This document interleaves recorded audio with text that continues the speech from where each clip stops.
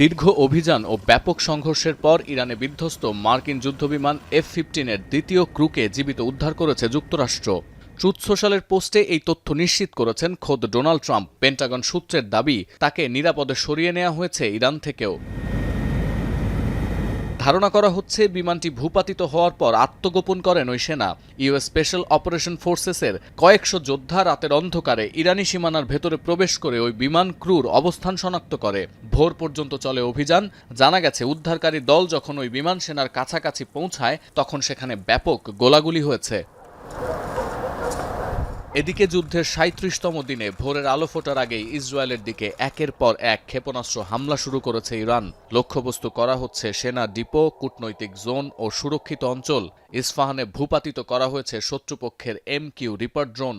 হামলার কবল থেকে বাদ পড়ছে না উপসাগরীয় দেশও। বাহরাইন বন্দরের পর IRGC ড্রোনের আঘাতে ব্যাপক ক্ষতির মুখে কুয়েতি জ্বালানি ও পানি শোধন কেন্দ্র। এর আগে ইরানের মাশাহার শহরের পেট্রোকেমিক্যাল জোনে ব্যাপক হামলা চালায় ইসরায়েল ও যুক্তরাষ্ট্রের যৌথ বাহিনী। বেশ কয়েকজনের প্রাণহানির পাশাপাশি আহত হন ১৫০ শতাধিক মানুষ। ইসরায়েলি প্রধানমন্ত্রীর দাবি, তেহরানের পেট্রোকেমিক্যাল ও ইস্পাত কারখানা এমনভাবে ধ্বংস করা হয়েছে যেন তারা সহজে বিস্ফোরক ও ক্ষেপণাস্ত্র তৈরি করতে না পারে। আর ইরানি রেড ক্রিসেন্ট সোসাইটির তথ্য, যুদ্ধ শুরুর পর ৭৬৩টি স্কুল ও অন্তত ৩০টি বিশ্ববিদ্যালয়কে হামলার লক্ষ্যবস্তু করা হয়েছে। এমন প্রেক্ষাপটে শনিবারই মার্কিন প্রেসিডেন্ট হুঁশিয়ারি দিয়েছিলেন, সোমবারের মধ্যে হরমুজ প্রণালী সচল না করলে নরক নেমে আসবে তেহরানে।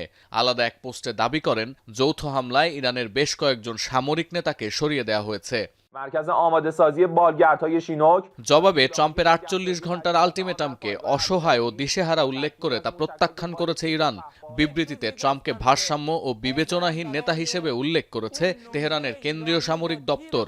মার্কিন প্রেসিডেন্টকে সতর্ক করে ইরানি নিরাপত্তা পরিষদের বার্তা, লক্ষ্য অর্জনে এমন হামলার প্রস্তুতি নিচ্ছে ইরান যা দেখে তাজ্জব বনে যাবে যুক্তরাষ্ট্র, ইসরায়েল।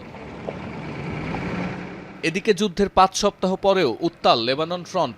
IDF এর হামলার জবাবে হাইফা, তেল আবিব ছাড়াও দক্ষিণ ইসরায়েলে ক্ষেপণাস্ত্র ছুটছে হিজবুল্লাহ। আর ইরান ও হিজবুল্লাহর পক্ষ নিয়ে ইসরায়েলের বিরুদ্ধে সরাসরি যুদ্ধ চালিয়ে যাওয়ার ঘোষণা হুথিদের। সতীর্থ কর্মকার, এখন বিশ্ব। শিয়া বাটার ও ভিটামিন ই সমৃদ্ধ লিলি বিউটি সোপ, তারুণ্যময় উজ্জ্বল ত্বকের জন্য।